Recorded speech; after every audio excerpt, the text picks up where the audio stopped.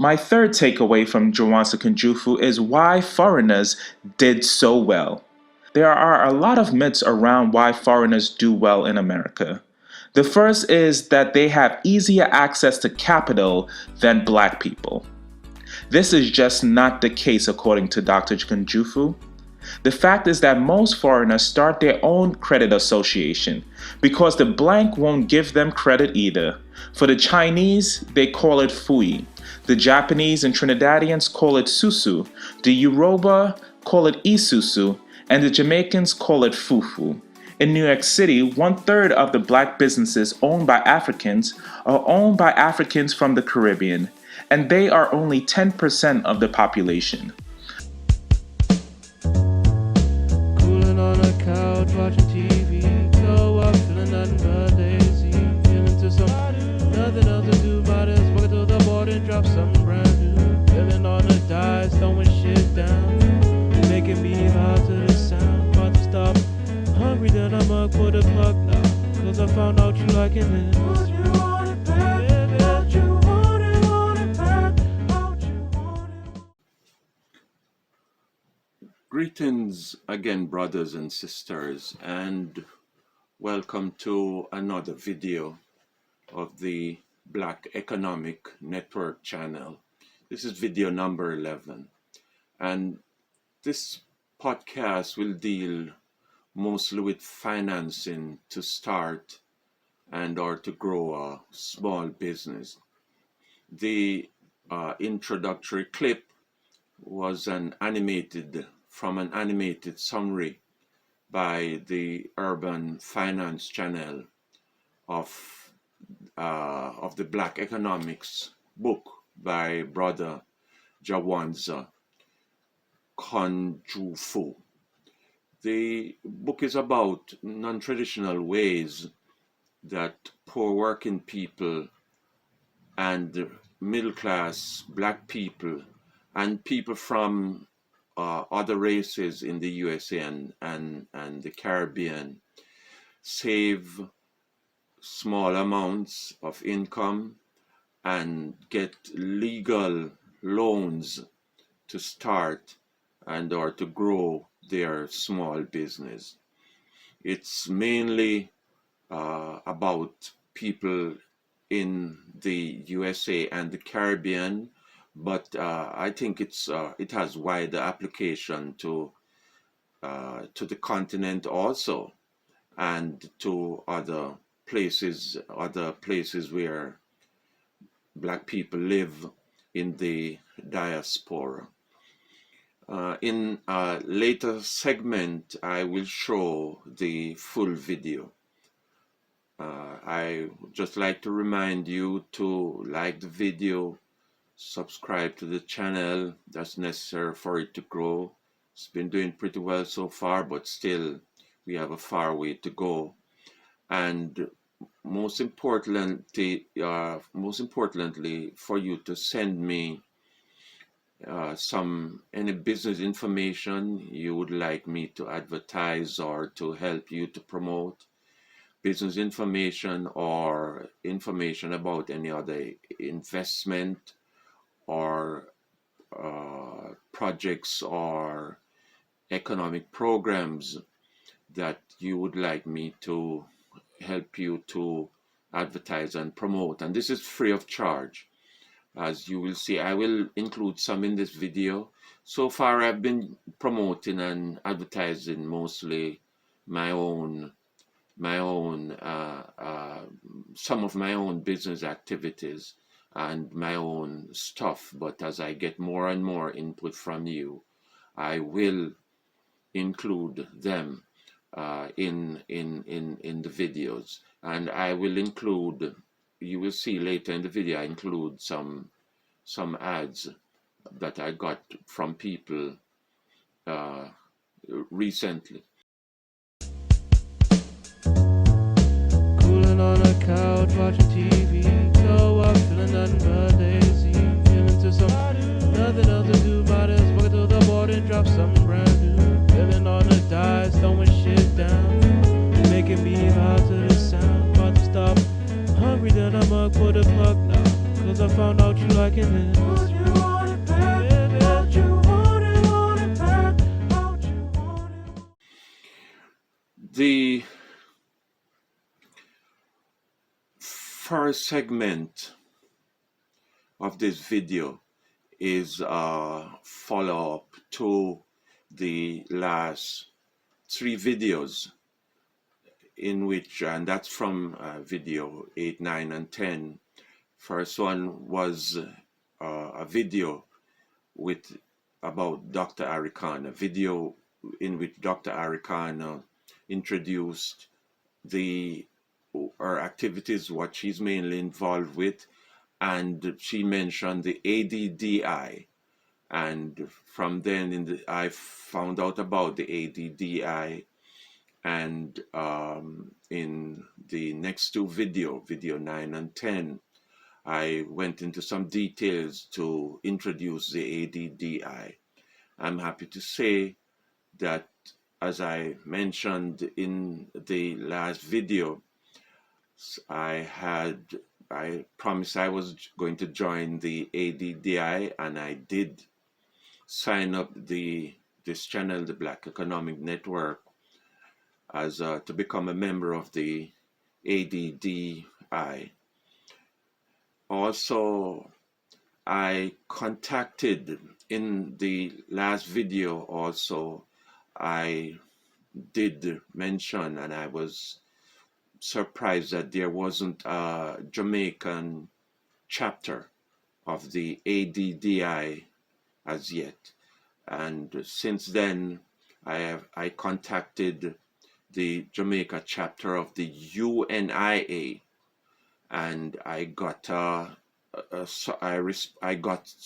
response, but I am waiting for another response or more responses before I'll give you the details about that, because I think that someone, whether an official from the Jamaica UNIA or a member or some other person, I'm trying to help to find a person to start a chapter of the ADDI.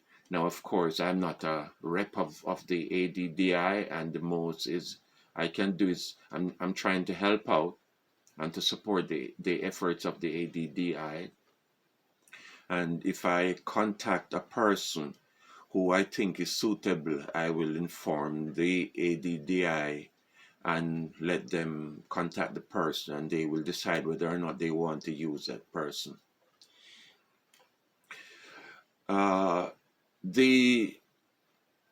In this other segment, I will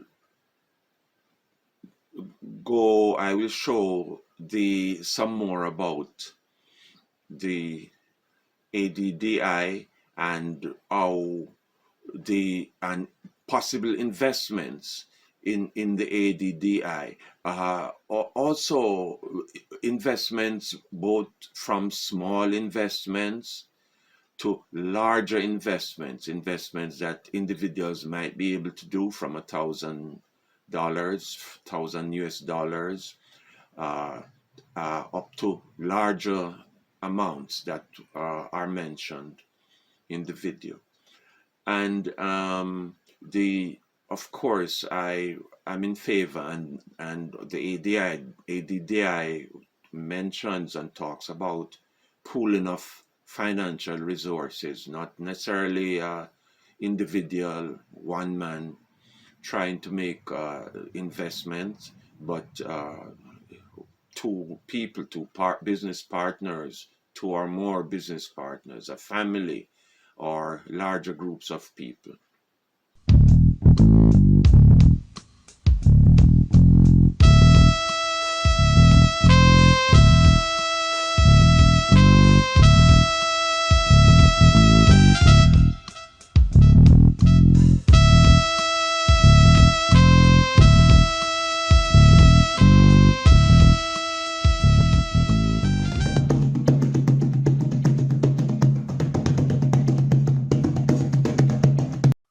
What we are looking to do for you, my brothers and sisters, is what companies spend hundreds of thousands of dollars to get access. The access that we are going to be giving you, you are getting it for free. And not only are we giving you that access for free, we will stay with you to make sure that you succeed. We are saying, come to Ghana. If $1,000 to invest is what you have, come with $1,000. During the expo, we're going to put you in front of women with great ideas, projects they have started, and what they can do with $1,000. And I can share stories upon stories with you. I know a cousin who started selling SIM cards by the roadside, started with under $1,000. And now he has little electronic shops. He's increasing his business. He is in corner. He's got a little corner places in grocery stores. He's now supplying electronics to the community. And that can be grown to where he can end up with all those kiosks all over the airports. Airports that are going to be built in Africa, airports that need those services as we speak today. We're going to show you how you can partner with a woman who wants to grow her business in sewing. She has a sewing machine, or she can sew, but she's working for somebody else. We will show you how you can partner with that woman, and now for $1,000, you can take her sewing business to where she can be the largest PPE manufacturer in the country. I'm telling you about my own girlfriend who is doing precisely that. We're going to show you how you can invest. A group of you can come in and invest as little as $50,000 into gold trading. And we will show you how you can turn it into $1 million in 1 month.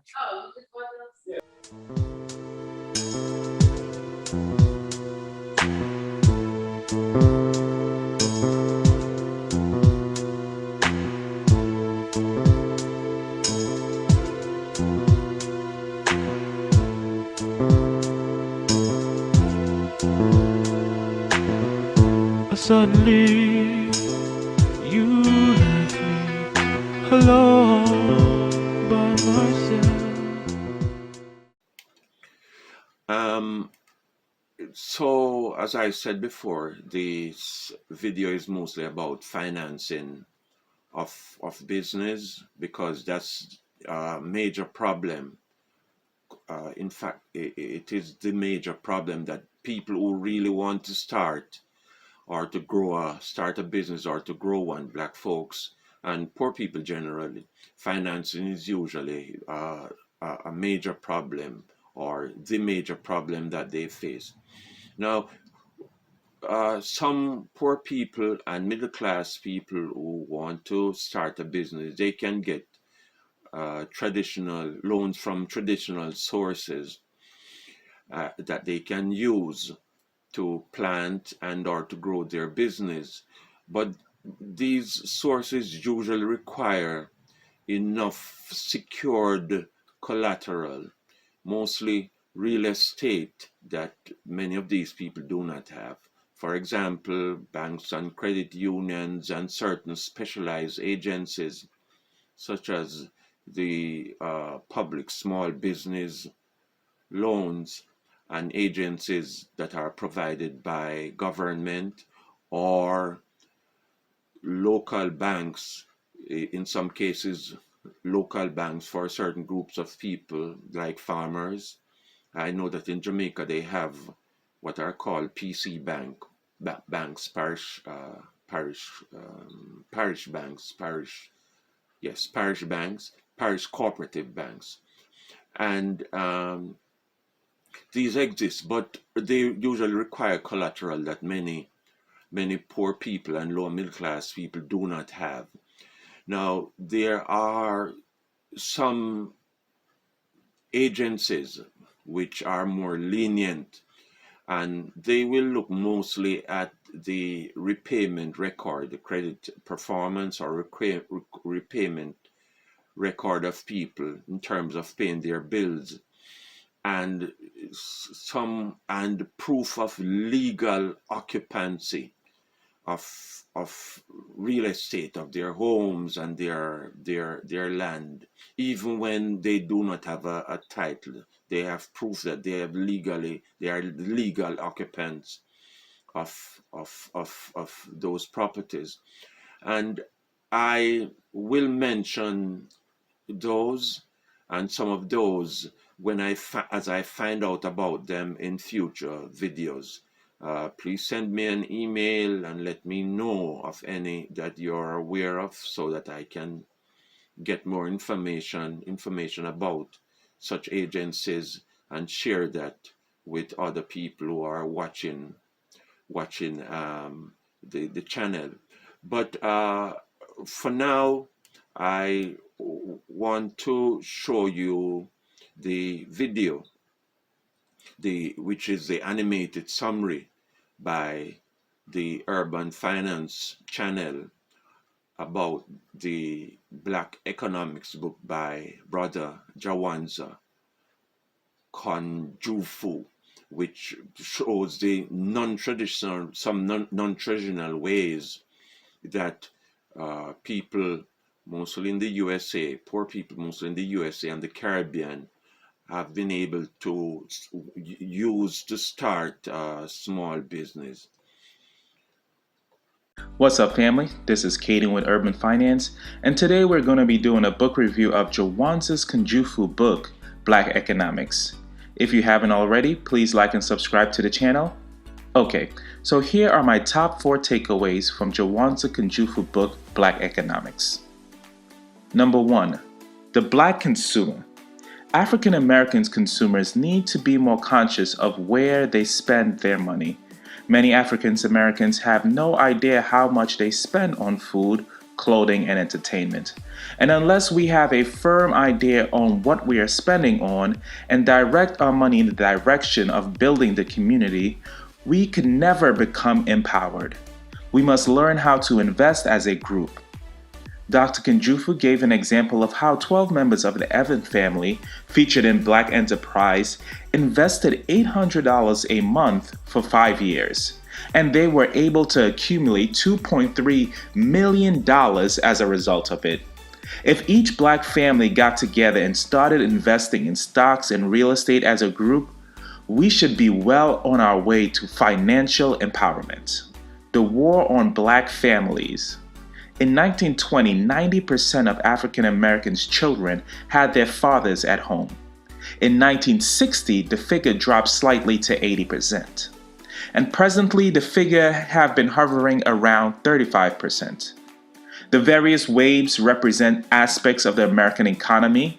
First, the agriculture, second, industrialism, and third, post-industrialism, automation and computers. Historically, the first people that were laid off when there was a reduction in the American workforce were obviously African Americans. Black people have always been systematically, through institutional racism, pushed to the bottom of the job market, with some blacks making just enough to create a buffer class to convince the larger group of blacks that their shortcomings are of their own makings. Not to mention government programs that penalize Black mothers if they had a man living at home who just got laid off. Needless to say, there has historically been a war on the Black family, because a strong Black family would lead to a strong Black community. My third takeaway from Jawanza Kanjufu is why foreigners did so well. There are a lot of myths around why foreigners do well in America. The first is that they have easier access to capital than Black people. This is just not the case according to Dr. Kanjufu.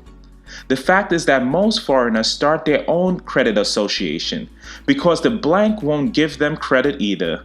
For the Chinese, they call it fui. The Japanese and Trinidadians call it susu. The Yoruba call it isusu. And the Jamaicans call it fufu. In New York City, 1/3 of the Black businesses owned by Africans are owned by Africans from the Caribbean, and they are only 10% of the population.